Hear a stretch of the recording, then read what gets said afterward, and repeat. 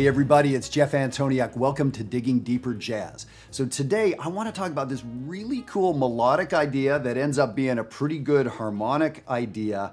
1, 5, 10. This is going to apply to all instruments. It's a really fantastic way to practice tunes, to get deeper inside tunes, and to get sort of some new sort of modern sounds into our playing, even though this is going to harken back to Bach and Baroque music. So 1, 5, 10. What I'm talking about is play the root, play the fifth, play the 10th.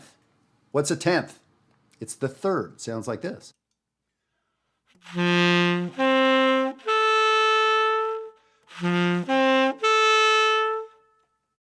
That's it. 1, 5, 10. So it's a triad, but instead of playing 1, 3, 5, we play 1, skip the 3, play the 5, 1, 5, and put the third on top. There is so much hip stuff that we can do with this, and we're going to dig into it using the song Stella by Starlight as a point of departure. It's a song that many of you adult amateurs out there have played.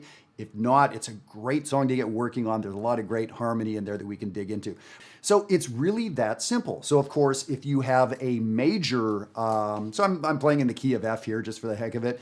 If you have a major chord that you're working with, it's literally 1, 5, and 3 on top.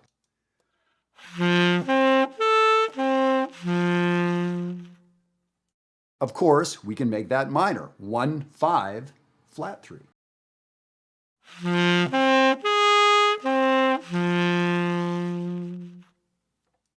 Interestingly, if you have a dominant chord, it's the same as a major chord because I don't even have a 7th in here. It's just a triad.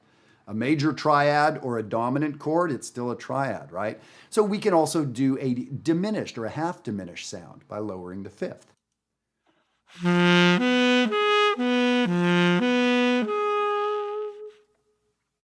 And yes, we can do an augmented sound too. So actually, when I play through Stella by Starlight, that song has half diminished chords, minor, dominant, major chords, augmented chords too. So you can hear what this thing sounds like. Now, why would we busy ourselves with something like this? It is so good for us, especially horn players, to play these wider intervals. They sound so beautiful, but we so rarely play fifths and sixths like this, and that's what we get. We're so often playing scale ideas. Maybe we're playing a third as we arpeggiate a chord. So it gets us thinking and playing a little bit differently. It's just a triad though. And where I first became aware of this beautiful sound was from Johann Sebastian Bach and his first cello suite. And that's the opening 3 notes. We hear that 1, 5, 10.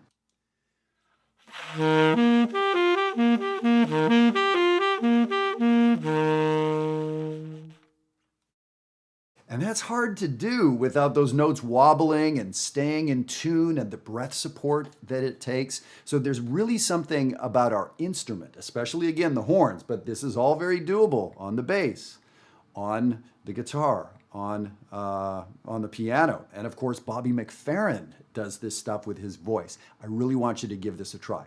So there's a PDF, as there always is. I'd love to send you this PDF.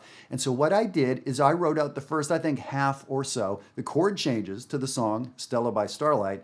And all I did is wrote out this thing, this 1, 5, 10. So I want to play it right now for you so you can hear what this sounds like. It's really, to my ears, pretty incredible sounding, and it's really worth you digging into this and doing it.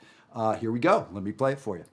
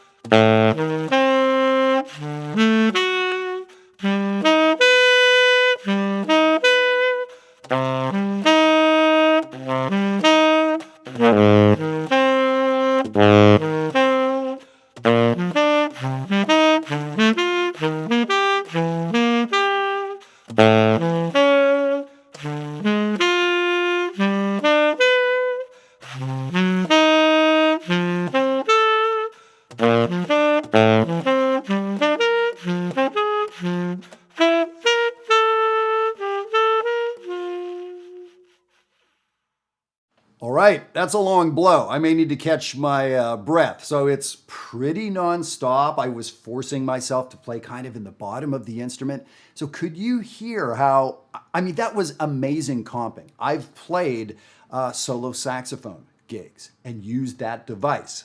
Well, that's what Bach used for solo cello. If it's good enough for Bach, probably good enough for me, right? I've used that playing duo with other horn players. And what a fantastic way for me to play both bass and comp by doing that, right? Because the information is there. Now, there are other voicings we can use. I used 1-5-3. I also like using 1-7-3. So that gets more harmonic information into what's going on. But you can see on the sheet, right? In the first measure, I'm playing the root, the flat 5, and the flat 3rd, the important notes of a half diminished chord. In the second measure, I'm using the root, the 5th, and the 3rd. Even though it's an A7 flat 9, I don't, according to the rules I've set for myself here, I'm not able to play a flat 7 or a flat 9 or any of that. I was just staying with this simple voicing, this simple melodic cell, and it sounds incredible, doesn't it? So of course, like I said, wow, this really gets us having to play the instrument pretty well. And it's for a song you think you know. This is a song I've been playing 30 some years. And it really kicks my butt to start displacing these intervals. Thirds that I'm used to being right near the octave, well, now that third is a 10th away. Yes, it's pretty interesting.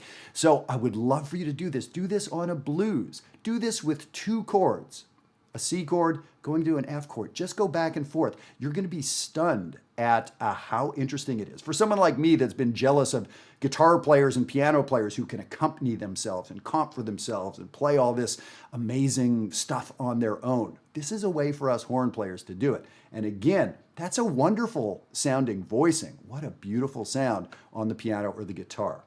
That nice wide open sound.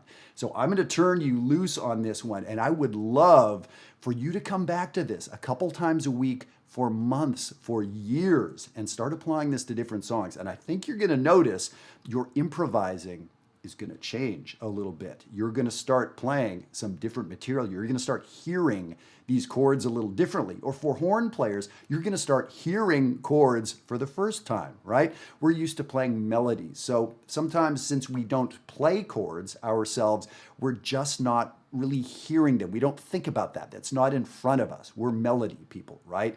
Well, here's a way where you can play a melody that strongly implies the harmony. I can't play harmony, but this is as close as I can get, and it's pretty amazing. Take care.